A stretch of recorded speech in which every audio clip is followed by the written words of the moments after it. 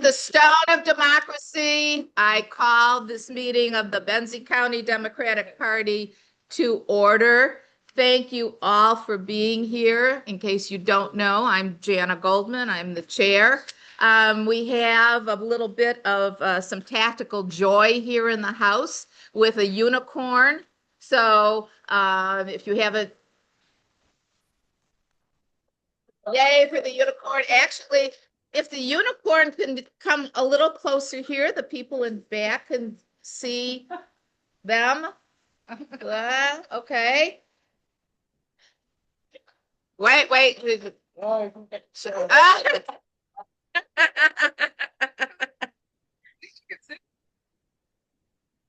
Well, we are a big tent and we welcome everybody here. So, welcome. Let's start with the pledge. I pledge allegiance to the flag of the United States of America, and to the republic for which it stands, one nation, under God, indivisible, liberty and justice for all. Someday. All right, I've got a bunch of announcements. First and foremost, of course, is our No Kings event. That is going to be from 2 to 2:30, our usual place today. 2 to 3:30. Sorry, thank you. That's why I need Kira and Jim. You know, they keep me honest. We're having and it's in the usual place by the post office and the former township hall. Please obey the marshals and do not cross 31, especially if it's raining. The road is slick. We've got some, people who might not be as careful when they're driving today. So, your safety it really bothers me. I mean, I'm anxious about it. I want every one of you to go, enjoy, express your feelings and your sentiments, but be safe. Please be safe. We're having a poster making session right after this meeting. So if you haven't made a poster, we've got supplies to do that. We also have some flags and some windmills. Please take those if you just want to, be joyous. The No Kings organizers, national organizers, reported at a call I was on that there's almost 3,000 events in the United States and internationally. So, this is going to be huge. You're going to be part of history. Enjoy, stand up, speak up, and, show up. Thank you, Michael. So the unicorn is rainproof. So not all of us have access to a unicorn outfit. But the organizers had suggested that we all wear yellow for some reason or other. So if you have a yellow rain slicker, that's fine. Or if, like some people in the audience, you're a U of M fan, you're wearing yellow or maize automatically. So, this is all good. Also, Steve Thompson, if you're listening, Louise will have her mic. So feel free to lead some chants. So we want some music. We want people to be joyful. If you want to do line dances, whatever, just show that you're having a good time. And even though we're fighting fascism, we're having fun doing it. Because nothing scares a bully more than people who push back and who mock them. So we're very good at that. So please go on. So we want our protests to be peaceful, as they always have been. If you see anything that disturbs you, or if you feel that you're in danger, call 911. If there's somebody there who is being disruptive, please do not engage with them at all unless you know them personally and you feel you can talk to them. Just walk away. I know it's hard to do, but walk away. Your safety is more important. So obviously act lawfully, no weapons, including those legally permitted, like pepper spray, stuff like that. We want this to be family friendly, and if you've got a unicorn, I mean, who doesn't love that? We don't want to give the fascists slightest reason to say that we caused a problem. Okay. I also want to thank the people who provided the spectacular food today. I mean, we always have wonderful food, but I think the food, did itself. And I also want to thank the people who keep the office clean, who staff the office. It really is a joy to come in here every day. And it's just so welcoming and nice. And I know this takes a lot of effort, and I really appreciate that. We're doing a couple other things coming up this pretty soon. The Historical Society always has a fundraiser for the Habitat for Humanity around Christmas time. They have decorated wreaths and trees and stuff like that. This year they invited us to submit a wreath or a tree for auction. We're going to do this. I have to talk to Marcy because I think Marcy is going to end up decorating it, but if not, the money's for a good cause. And we're doing this because we like to do things that get us out into the community to show that we are part of this community, that we're not, we're showing our values. So if you see the wreath, you want to bid on it, fine. But just remember, the money does not come to us. It goes to Habitat for Humanity. Our Comfort and Joy event is December 16th. I can't believe that, we're heading into Halloween and then all of a sudden everything tumbles together.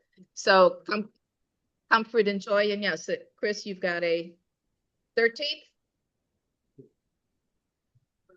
13th. Thank you, Chris. Thank you, Chris.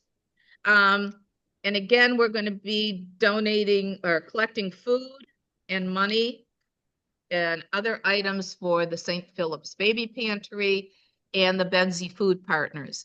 I talked to Jeffy from the food bank. She's seeing an increase in demand. Anything is welcome, but just remember, some people don't even have can openers. So if you get items that have like flip tops, things with long shelf lives, and of course, they are also doing again the donating, collecting money and stuff for pets, because sometimes when people are having a tough time feeding their family, they're also having a tough time feeding their pets. And a lot of us are pet owners, and we know how valuable those pets are to our lives. And I think that's it about things that are coming up. One thing that during our board meeting that came up is a couple of people thought that perhaps we're not asking the members enough of what we should be doing. I know people have contacted me with ideas. I don't think this group is shy about letting us know if we're heading in the wrong direction or not. But I hope that if anybody has some ideas that they think perhaps are not being considered, contact me, contact any member of the board. And definitely, I have a feeling that by the response that we're getting at all of our events, that most people like what we're doing. But I could be wrong. I've been wrong before, and Michael will certainly attest to that. Yeah. But we want to make sure that, this is your organization. We want to make sure that we're doing the right things that you want us to do, that you support, that you believe in. So again, I hope that you will let us know if we're heading down the wrong course. So one wonderful thing that we did recently was the Honor Read Dinner on September 27th. So Mary, can you tell us a little bit about that? Unmute. Yes. Did I do it? Yep. Oh, good. And a good time was had by all. It was an amazing night. It was beautiful. Marcy had made all these centerpieces that were of flowers, local flowers. Everything was great. The food was incredible. I mean, Democrats are never going to starve to death. And I mean, it was fabulous. It was a great spread. And um, Andy and Mary were just wonderful. They were like kindred spirits. They were as if we had known them forever.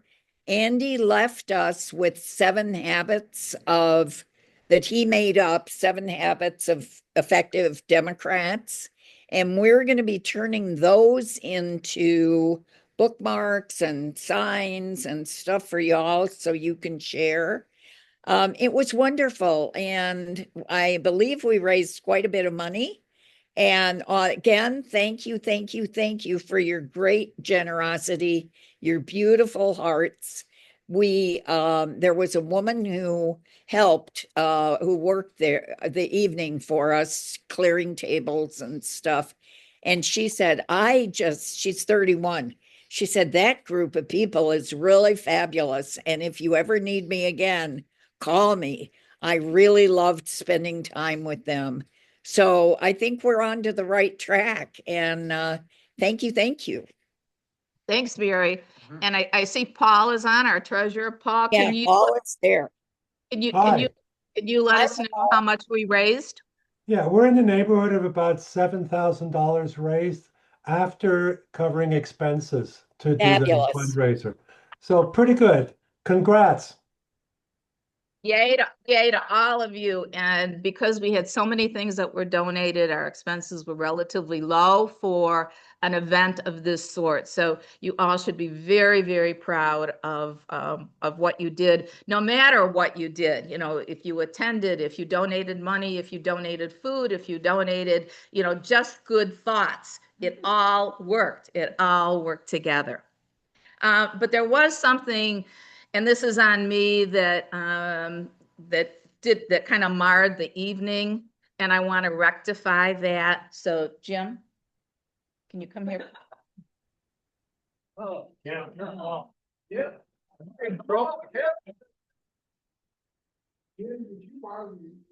No, no, no. This is all on me, and it's my fault. All of the honorees got a plaque, except I forgot Jim's. So What? to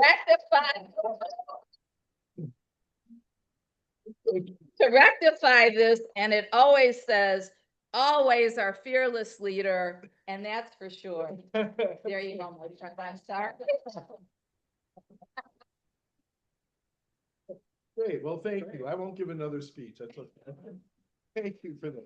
This is great. Now I'll go home and crack open that scotch. That it was bourbon, but What do I know? Thank you. in that case, we could have gotten you something else, right? Okay. All right. Kira now is going to talk about a couple other projects that we had recently.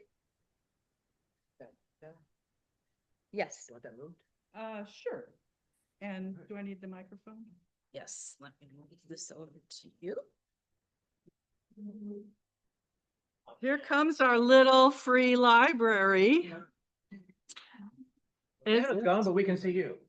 Okay.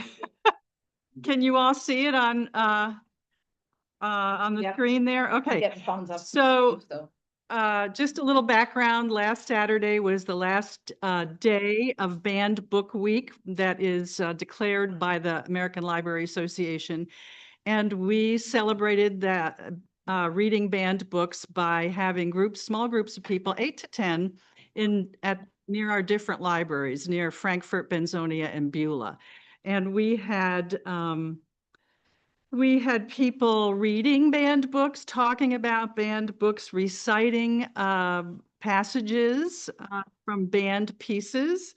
It was fun. We had some outreach going on with letting people know the 100 most banned books list. It really always shocks everybody. So, and we know it's necessary to keep informing folks because the incidence of banned books has gone sky high in the last few years, and we don't want any more censorship. Also, however, we had Leslie Hamp did a wonderful audio piece on the banned books issue. She talked to some of the people who were reading banned books that day. She talked to Dan Trigg, who did a lecture on censorship in banned books. So that's very worth listening to. Woo Woo Radio has put it on, has broadcast it, and it's also available on our website. So if you go to benziedemocrats.com, scroll down to Home of the Brave. That's what she calls her audio pieces, and you can listen to it. So it's really worthwhile, just a few minutes of it. But the really exciting thing is that one of our long-term members, Robert Fiske, made us this beautiful little free library. Yay. Yes. We will fill it with banned books, and it will live outside here, just to the left of where we sit now. And that way we'll be able to monitor it and keep some banned books in it when people come and take and give books. It's also registered with the Little Free Library. And so it will be on a website that tells you where all of them are. So we have to keep it stocked with banned books because free people read freely. So thanks for everybody who participated, but really Robert did a fabulous job. Yay. And he did sign it on the inside. So, there's, we made sure that he signed it to make, Cool. to, honor his craftsmanship and his skill and the fact that he did this for us. So, this is quite valuable. Yeah. It's a signed original. Okay, the next thing I want to update you on are billboards. Perhaps some of you have seen. Yeah. So our billboards are getting a lot of attention, including from people who aren't part of our party and who don't live in this county. And those people have given us money to put toward billboards specifically because they're so impressed with the billboards and with just the presence of them. So our current billboard is just going out of Honor on the right, near where they were going to put the Family Dollar store, and they've reclaimed that land. So you can see that there now. We will have a billboard every month next year, someplace. It's going to move around so that people, so that it stays fresh and new, so that you don't just see it as part of the landscape. So it will move from billboard to billboard, and it will have different messages depending on what's going on. But right now, our message is pretty spot on. So I think that's all I have to say about billboards. Thanks, Kira. And those billboards are because of a very generous donation from some donors who were from out of state, but like very much what we're doing. And so the cost of the billboards are not being taken out of our general fund and general expenses. There's a separate designated amount for those billboards, which is an amazing, amazing gift. And we are so fortunate. Okay, well, I'm going to bring Jim back, but no more prizes. No more hamming it up. No, well, you can ham it up all you want. Unicorn like that. To introduce our guest, yes. Okay, great. So what I'm doing? Yeah, that's what you're doing. Okay, well, hi, everybody. We probably know Rebecca Amidon best as a very active vice chair in the Manistee Democrat Party, our sister party down in Manistee, which is a great party. They really have it going on there. And she's part of that, has been as part of the, as a vice chair. I first met her when she was handling communications for Terry Sabo, who ran for the 32nd District Senate seat 4 years ago, and lost but not by that much. And Rebecca really understands the district really well, not only because of that work, but because of her lifelong service. She's got a wealth of personal connections around Manistee and political connections around West Michigan because of her work. And so she's bringing a lot to this candidacy.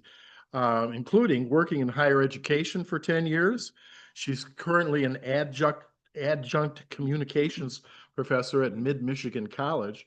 Whew. She serves as the Michigan Northwest Regional Child Care Planning Coalition Vice Chair. She's gone to Washington to participate in the Strolling Thunder event, speaking directly to the national child care crisis. And these days, she's also the current vice president of the children's nonprofit Know My Forest Explorers. It's in the Manistee State Forest, and it shows kids how to appreciate nature. And in fact, she lives in the Manistee Forest with her husband, Ryan, and their two kids, Ace and Indigo. Maybe you caught her brief talk with us last meeting. She came in right at the very end just to say, hey, I'm here, I'm going to run, and just kind of blew people away in like 90 seconds. It was pretty good. And then she was back a couple weeks later to do her official campaign launch in Benzie County. And we had a little do for her here with 15 or 20 people showed up. So we're really glad she could come back and talk to the full membership and give a full presentation. And I want you to give her a full round of applause. Please greet Rebecca Emerson.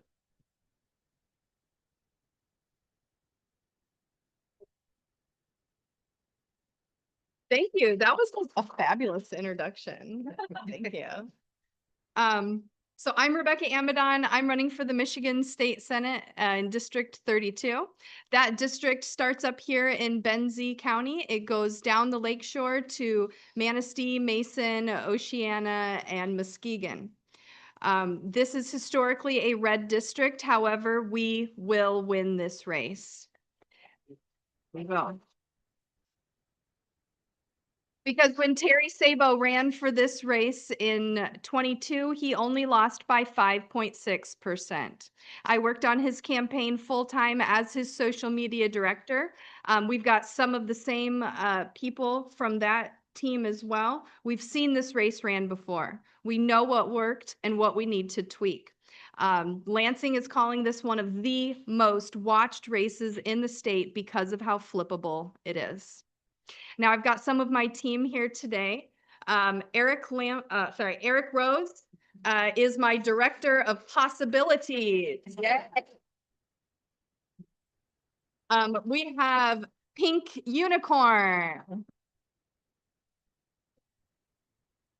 which is a form of tactical frivolity, which we'll talk about in a little bit. And I am so lucky today to have my husband here, Ryan Amidon. He is the reason I get to do this because we have two small children together. Ace, who is our son, he's 5 years old, and Indigo, who is 2. And luckily my mother's at our house today watching them. So Ryan gets to come out, see this campaign in action. So usually he has to stay home with the kids. So that's why I'm really excited that he's here today. So let me tell you a little bit about this campaign. I am running for this seat because I need my children to know that when fascism came knocking, Mom stood up and did something.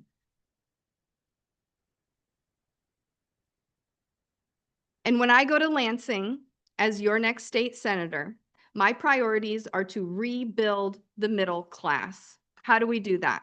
We fully fund our public schools so that our teachers have the tools that they need and our children and students have the opportunities they deserve. Because fully funded public schools do more than just educate kids. They build a skilled workforce. And what that does is it reduces unemployment. It reduces reliance on public assistance and reduces crime. Another thing that I would like to prioritize is addressing the child care crisis, because working families deserve to be able to afford to go to work. Now, the Chamber of Commerce has recently released a study where the state of Michigan is losing $2.9 billion, with a B, billion dollars every single year due to the child care crisis. Now, that is due to a smaller people working. So when mom or dad have to leave the workforce to stay home because they cannot afford childcare, Employers now have a smaller pool of qualified candidates to choose from. People now have less of a disposable income to, say, shop locally, which means we also have less money being taxed. So we have less tax revenue going towards our infrastructure, our healthcare, our schools, anything like that. It's important that parents have the choice to go to work. Isn't that what feminism was all about? It's you have the choice if you want to stay home and raise your kids or if you want to go to work. And it's very important that we get people back to work. So those are some of my priorities. Also, we deserve to be able to go to the doctor when we deem it necessary without living in fear of medical debt. Some of the reasons that really lit a fire under me that I knew that this was the time to run is when we saw the big, beautiful, nasty bill and the close to $1 trillion in Medicaid cuts over the next 10 years. And then we saw at the state level when we almost faced our own state government shutdown, where they tried to take money away from our Department of Health and Human Services, which is what helps distribute our Medicaid funds. And my daughter, when she was 1.5 years old, was not walking on her feet. She was walking on her knees. We took her to the doctor. She was diagnosed with a neurological condition called ataxia. Just makes her a little uncoordinated, a little off balance. And it came at a time where my family found itself without health insurance because my husband's job was outsourced to another country for cheaper labor. For the first time, we applied and was accepted with Medicaid. Medicaid came in, it paid for her orthotic walking or her orthotic ankle braces, an MRI on her brain, genetic testing, and weekly physical therapy appointments. And now she walks. And when I saw those cuts to Medicaid, Mom got mad because every child and person in Michigan deserves the same access to care that my daughter received and that she still needs in order to get where she needs to go. And that is why I am stepping up, because enough is enough. And I am here today not as some corporate establishment Democrat, okay? I'm a mother, I'm an educator, and I believe that government is of the people, by the people, and for the people. And I will not be taking corporate money. I will not be taking utility company money. We've got a huge problem in Lansing right now, both Republicans and Democrats. Over 60% take money from our utility companies. And who is supposed to keep our utility companies accountable? Those legislators. Whose power bill has gone up recently? Yeah, we got a real problem there, don't we? So when I say I'm not taking that money, that means this is a grassroots campaign. And the Benzie Dems have shown up for me. You showed up to my launch, you've supported me, and we've got to get this campaign to the finish line, right? Because I know we can do it. We've got a campaign finance report due on October 20th. We are about $2,000 away from our $20,000 goal. So if anyone feels led, please donate to the campaign. Now, I want to give you some campaign updates because, boy, have we been busy. I've been up and down this lakeshore. Oh, I couldn't even tell you where I've been the past couple of days because we're busy, okay? But rightfully so, because we can flip this district. One of my main goals is that we bridge this division, this divide in our country, in our state, because it is not serving anyone. When we go home for Christmas, we have the family around the table and we can barely have a conversation, right? It does not serve the people. Who does it serve? I don't know. This sounds more like an up and down problem than a left and right problem to me. So I had a very interesting lunch yesterday with the Republican sheriff of Lake County. No, Lake County's not in our district. It's a county over. But he heard about this campaign and he reached out to me. We had a 2-hour lunch just talking about things that we believe in, Now, this sheriff is the same sheriff that deputized Ted Nugent. Jesus. And guess what? He's endorsing my campaign. Because that is the politician that I will be for us, showing that we can bring back the art of compromise. We can find common ground. This isn't an all or nothing. A compromise is a win-win. And that is our goal. That is what we lead with, is that we have to have those hard conversations with people. Do you think it was easy for me to go to Baldwin and sit there with the Republican sheriff? I was nervous, but we found that common ground. We found where we can come together, because a lot of the times at the end of the day, we want the same things. We disagree on how to get there, and that's okay, but we can't stop having the conversations. They used to say, what? Don't talk about religion, politics, or money. It's not polite. Well, look where that's gotten us. We've got younger generations that are completely removed from this process because they don't even know the process. They feel so disenfranchised because they're working 2 jobs. They've put their kids in daycare and they work during the day. Sometimes they work at night. They work after they get home. They are too busy because they are pressed. The cost of groceries, your billboard, they lied. Where the cost of groceries, it's too much. People can't afford it. Okay, they can't afford their utility bills. They don't have time to come to a meeting like this because they're working too many jobs.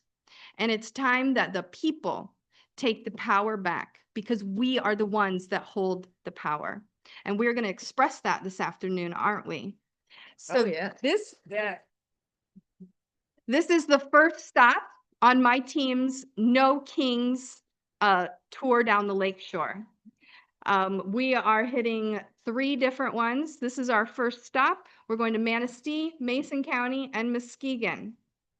And I wrote a chant for you guys to get you ready for good. this afternoon. Are you ready? Wait a minute, let's take notes. Okay. And is everyone okay if we take a video? We're trying, Yeah. we're trying to meet the young people where they are. They're not here, right? So we're trying to meet them on social media. I want to really show where we've been today. Is that okay if we take a video? Okay. So I want to get you guys ready for this afternoon. Here it is. No kings, No kings, no crowns. no crown. Benzie holds it down. Benzie No holds it kings, down. All no right, crowns, Benzie holds it down. No kings. Benzie holds it down. No No kings. kings, no crowns, Benzie holds it down. No kings, no crowns, No Benzie holds it down. All right. You guys are pumped. You are ready. Okay.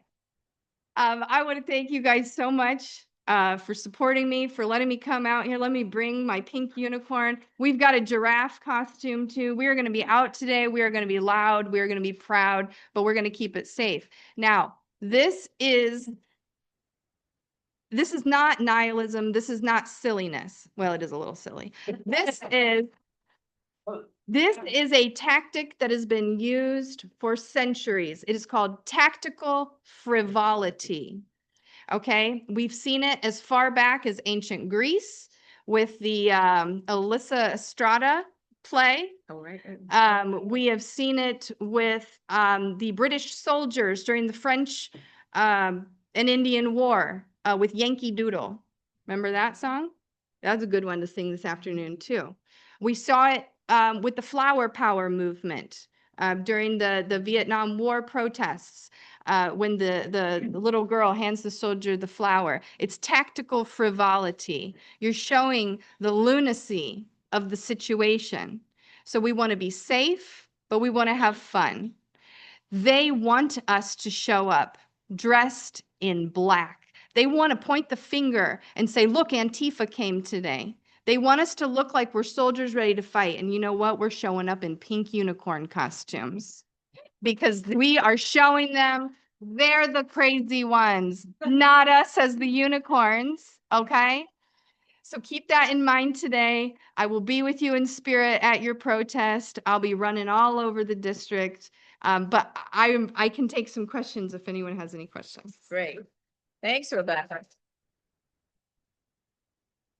If you're on if you're online and you've got some questions for Rebecca, please put it in the chat. And I have a question too, and I'll go to Mike. But first, what part of Benzie County is your area in here? Is the 32nd? It is the entirety. Okay. The entirety. It is all of only- Benzie County. The Okay. only I thought it was county just a that slice of it. the only county that gets sliced and diced is Manistee County, Okay. which is where I live. Even my friend Kelsey, sorry, this is her mother-in-law. They live in Calava and they're not in my district. So Manistee is the western half, basically. Muskegon has a little tail that goes off into the east. That little tail's not included, but it Please is. use the mic. Oh, sorry, it should be the entirety of Benzie County. Great. Thank you. Okay, Michael. Welcome back, first of all. Yeah. Happy to have you. When you met with the sheriff from Lake County, did you happen to ask him what his feelings were about the recently leaked trove of information from the young Republicans? Oh, I didn't, but that was crazy though, that they're calling them young, they're just young kids. Have you seen their pictures? They're not kids. Are you kidding me? Those are fully grown adults. 30 to 40 years old, yes. But also, even if they were just kids, wrong, wrong. Bad language. We don't talk like that. And the fact that they're making excuses, even if they were kids, no, not acceptable. But no, but I do plan to talk to him more and kind of use him as a sounding board for maybe what the other side is thinking, try to understand that more, bridge that divide a little bit better. So, I'll bring that up to him about that. Any other questions? Wait, you have to use the mic. Who are you running against? Okay. Oof, oof, oof. You had to bring that up, didn't you? So John Bumstead is the current senator. However, he is termed out. He will not be running again. But they have set up the Mason County Sheriff Kim Cole. Now, he is a constitutional sheriff. He believes the law begins and ends with him. He is on record saying that he would not enforce Governor Whitmer's COVID executive orders. He is on record that a woman in his jail wanted an abortion. The nurse had it all set up. She came in to let Cole know they were going to do that. He said, shut it down. So this is who we're dealing with. We can go forward or we can go backward. He spoke at the Manistee Tea Party this week. We had people there from our team. He spent the first 30 minutes talking about the southern border in Texas. When he was asked about mental health care in our state, all he could say was it was broken. It was broken. He had no idea of the recent efforts to privatize mental health care. When he was asked about rural health care, he had no answers about the Medicaid cuts and how that would affect our seniors who need Medicaid to ensure that they have long-term care and that they have care that they provides them that they can stay in their home and age in place, that they have the Medicaid that can help assist with nursing homes. And nursing homes within their own communities. If we lose some of these, we do not want our seniors, my parents, to have to go to a nursing home on the other side of the state. So that Medicaid funding is vital. He had not a clue about it. So I don't know, maybe he's a good sheriff in the eyes of Mason County, but he has no idea what it takes to be a legislator. I have people like Terry Sabo, who has mentored me for years, teaching me and getting me ready for this. I did the PAGE program when I was in high school at the Indianapolis State House. By the way, that's another Republican who donated to my campaign. I just got Republican. We're going to start Republicans for Rebecca. And that doesn't mean I'm compromising my values. It means we have found a way to come together and find common ground. We've got a question from the chat from Mary. What is your stance on protecting migrant workers and asylum seekers? Yes. So I was very fortunate to have been given the opportunity earlier this year in Oceana County to actually go and visit migrant farm workers, where farms where they have housing right there on the farm. Kelsey came. She was, sorry, tangent. She was the Great Start Families coordinator. In our recent budget that we just got, they slashed early childhood education funding, 16 million gone. Yeah, horrible. She came with me. We gave books to the children because there's families there with children, with babies. Okay. They told us that one of their children had a birthday coming up the next week and that they didn't know how they were going to celebrate it because their backyard wasn't big enough and they were too afraid to have family gather in the front yard. Now they thanked us for being there. They said no one pays attention to us. We've never had a person running or a politician ever come and talk to us because there are people there actually. They live there year round as well. They're not just transient. When I am your next state senator, I am not just a representative of the people who voted for me. I am not just a representative for the people who are here legally, right? I mean, no one's illegal on stolen land, but anyways, I would represent everybody. Okay. It is important to me that people are treated with dignity and respect.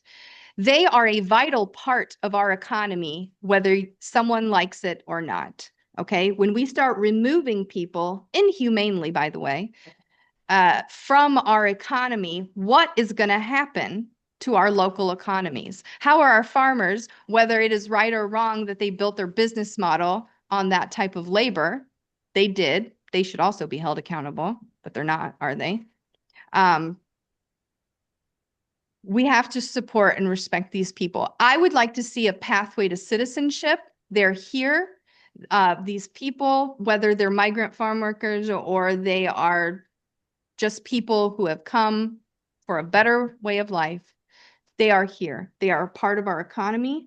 They're a part of our society and our community. They deserve to respect and they deserve to be here, especially if they have not committed any crimes.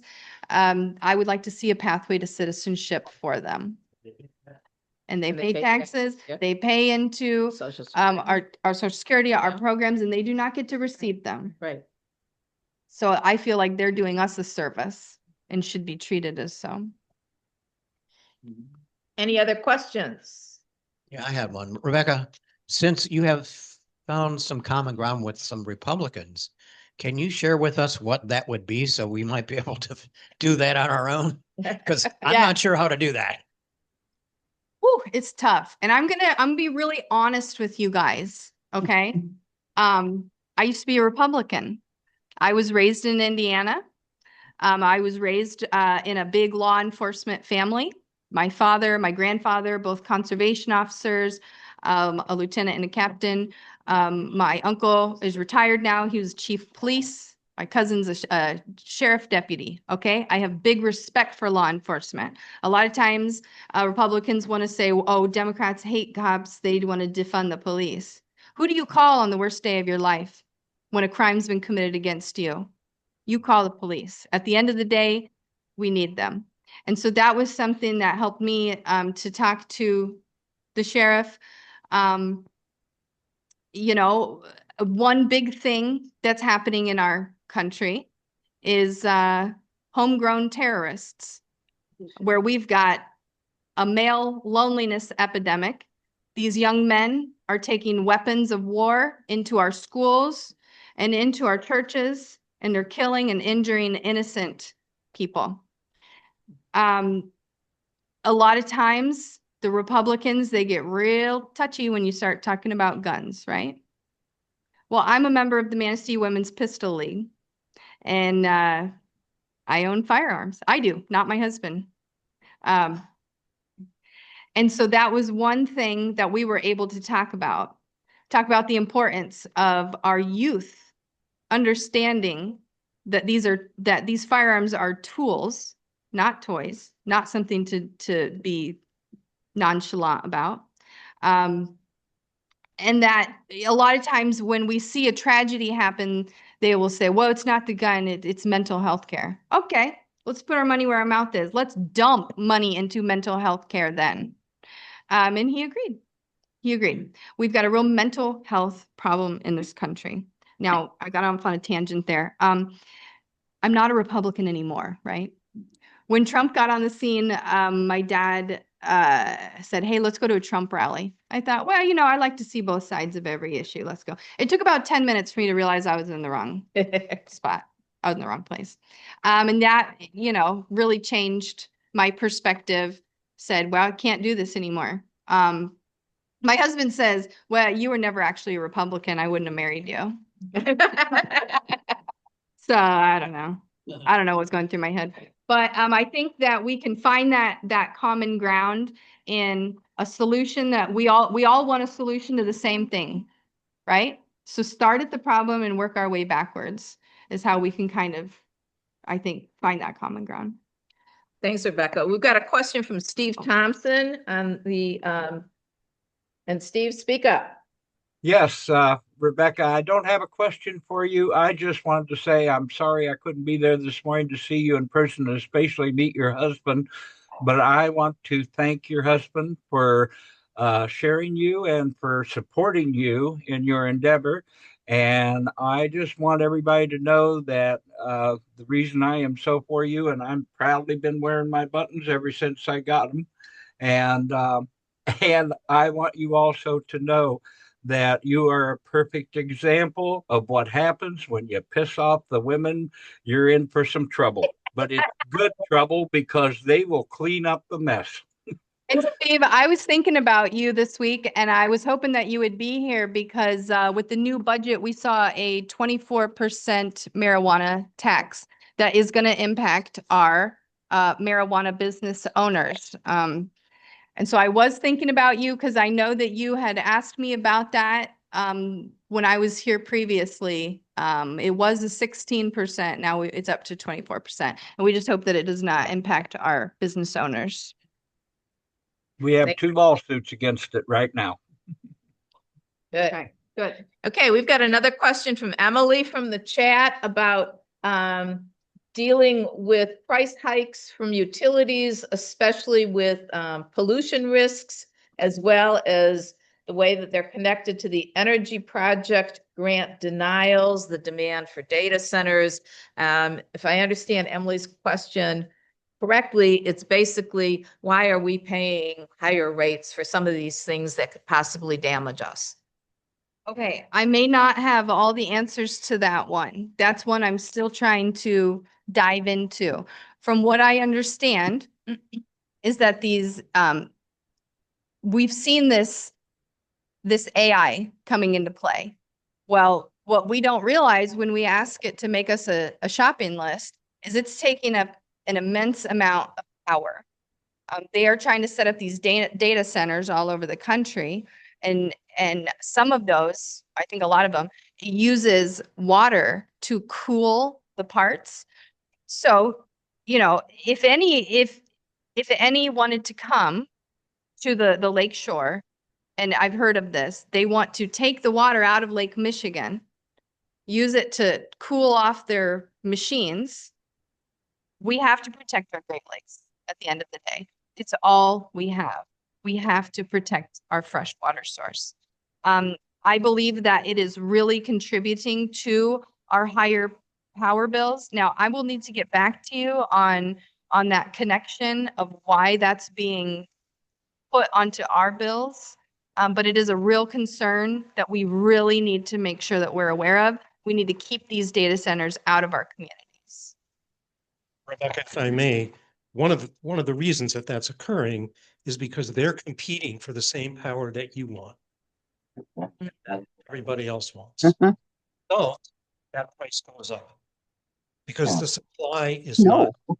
Look at me. Look at you. Oh, that's what upsets. Okay, can people mute, please? And Emily, you had your hand up. In bed. 10:30 on that Saturday morning. Well, I didn't want to make it. Well, Emily, did you have a question? I wanted to add on to a lot of that. I mean, there were definitely a lot of other things tied into it, like keeping in coal plant that were in other parts of Michigan, including keeping coal plants open and the ongoing pipeline running through the Straits of Mackinac through other places with oil and propane and stuff. And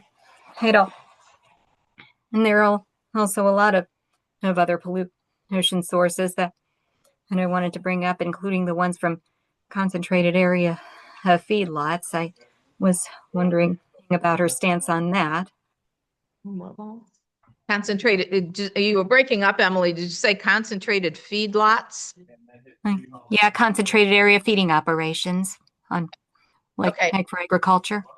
Okay, you're kind of breaking up, so let's just address that one if you can, or You know, I don't know a lot about that issue. That is something that I can look into, concentrated feedlots. great, thank you. And we have a question back here, I think in the room. Hey, Jeff. Thanks for coming. We really appreciate it. And to that point, you were intimately involved in the last campaign for Terry Saba. So that means that you've got a pretty darn good idea, I would hope, of where things fell shorter than you wish they had. Mm-hmm. Is that demographic mainly, or is that location? Is there a specific location that you're targeting, saying, well, we got to do so much better here? And we know that's the problem. And if we can get that, we're going to be over the top. And how can the Benzie Democrats help? Okay, that's a really good question. So I think that the 32nd district, the makeup of it is very interesting because the city of Muskegon is basically the major city in the district. Other than that, you're looking at very rural towns. Usually both candidates come from Muskegon. Well, this time around, the candidates are coming from more up north. So that's very interesting.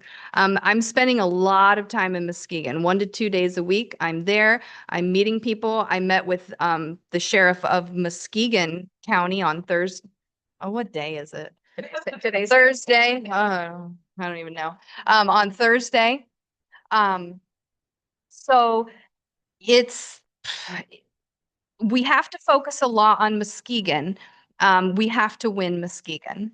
But that doesn't mean we forget about the rural parts. It's a balancing act in making sure that the people of Muskegon get their needs met that are more focused around, urban areas. And then it's focusing on the rural counties. Now, Mason County, I would never write them off. They have a great Democratic Party. I go to their meetings. Great people. We are probably not going to win Mason County, especially since Kim Cole is from Mason County.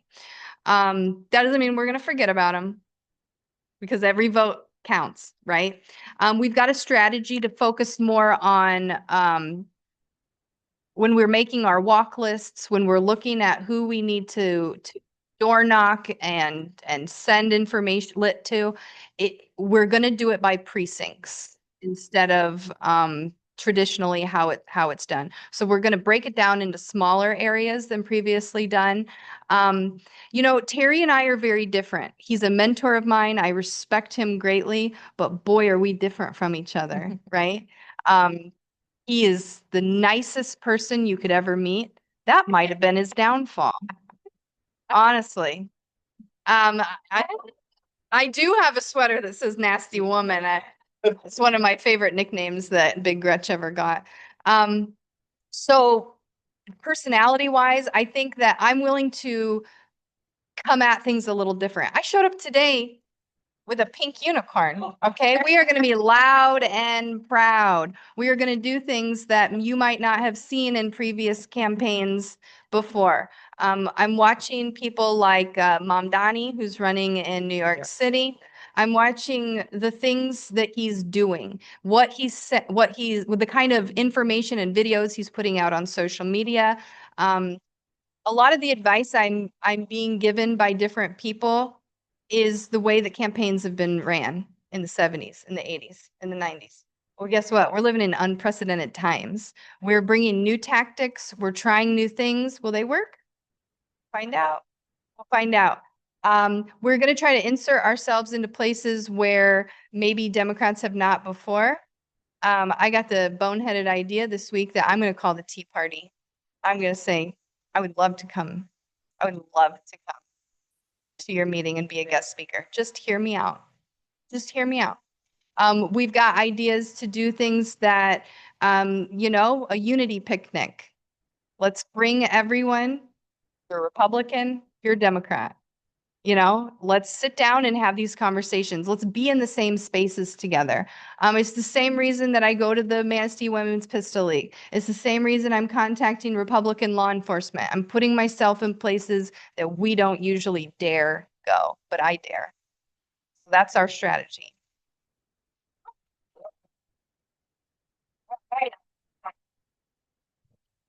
I don't see any other questions, and I know Rebecca's got like a full schedule, but let's thank her so much for spending time with us.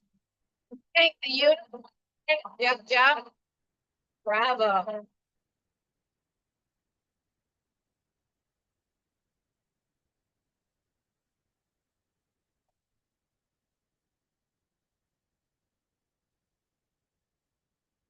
If Rebecca's team, I know you guys have to go. If you want to take some food, please help yourself.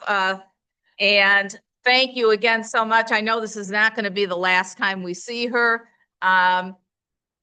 Unless there's some other business, does anybody else have anything else that they want to bring up, discuss, mention, fetch about? All right. Hearing none.